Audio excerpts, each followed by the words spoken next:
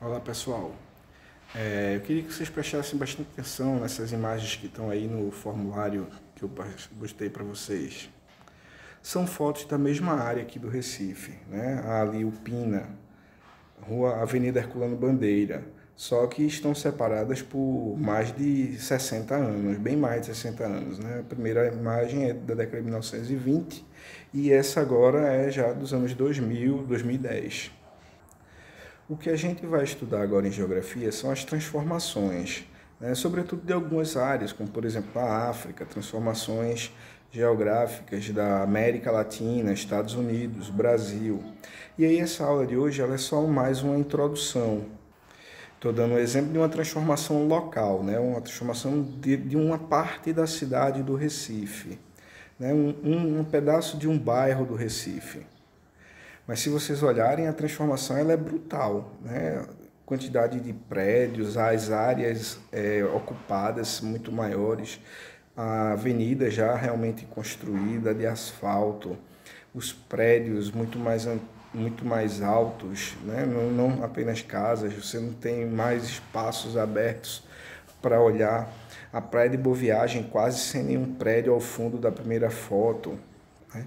Tem uma coisa que a gente chama de adensamento, né? Adensamento populacional, adensamento urbano, que é quando você começa a ter construções cada vez mais próximas e as áreas livres desaparecem do relevo do espaço.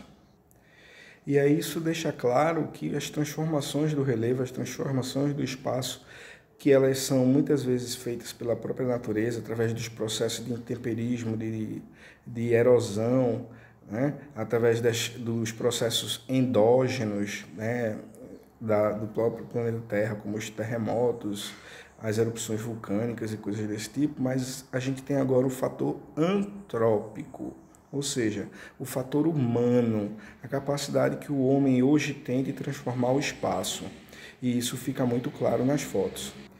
E quando a gente fala do espaço geográfico humano, a gente não está falando simplesmente de uma transformação física, né? Ah, tinha um morro, agora não tem mais, ou tinha uma praia e agora a gente aumentou a praia porque botou mais areia, criou um dique, fez uma ponte. Não é apenas isso. A gente tem a transformação do espaço humano, né, o espaço antrópico, ela também se dá por questões econômicas, por questões tecnológicas. Então é óbvio que você não tem mais um espaço antrópico construído hoje. Com as tecnologias e máquinas que a gente tem, não vão ser iguais aos espaços também modificados pelo homem, os espaços antrópicos, né, de 20, 30, 40, 50, 100 anos atrás. Por quê? Porque a nossa capacidade técnica, tecnológica era completamente diferente e as nossas necessidades econômicas eram diferentes. Então, um espaço geográfico antrópico, ele reflete não apenas uma característica física do espaço, mas ele reflete as transformações da própria sociedade, da própria humanidade. Então, por exemplo, nessas fotos que tem aí para vocês verem, elas não contam a história apenas do agora, né, do momento da foto. Elas contam a história da sociedade e não é uma história só da sociedade recifense. Se vocês lembrarem das nossas aulas que nós falamos de migração, de deslocamento populacional, de crescimento populacional. Ora, por que a população cresce?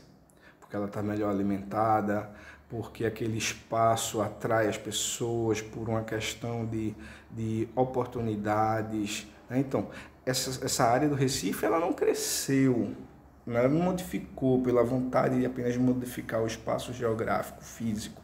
Ela modificou porque, por exemplo, e ela não conta só a história do Recife. Porque, por exemplo, no adensamento populacional, no aumento da quantidade de pessoas, né, nessa área aí do Pina, que é a chamada Brasília Teimosa, você tem ao longo de toda a história ali, uma história de migração, de pessoas que vieram de outras áreas de Pernambuco, do sertão, fugindo da seca, pessoas que saíram de áreas muito pobres, rurais, expulsos, porque não tinham mais como plantar, porque a usina expulsou daí, por exemplo, da região de Carpina, e que foram tentar a vida no Recife, como não tinham onde morar, foram construir palafitas na beira da maré. Então, a história dessas modificações, ela é a história de uma cidade, a história de uma sociedade. Ela conta muito mais, ela não se encerra apenas ali naquela foto, certo? Então, a gente vai ver essas transformações no Brasil, no Recife, na América. A gente vai entender, por exemplo, que o Brasil, quando eu falo, o Brasil, na década de 1940, 80% da população brasileira, veja, 80% da população brasileira morava em áreas rurais, no campo, né? Não é uma cidade de interior, é em área rural, sítios, fazendas, certo? Assentamentos. E hoje, 80% da população brasileira mora em espaços urbanos, ou seja, cidades, mesmo que sejam cidades lá do interior, certo?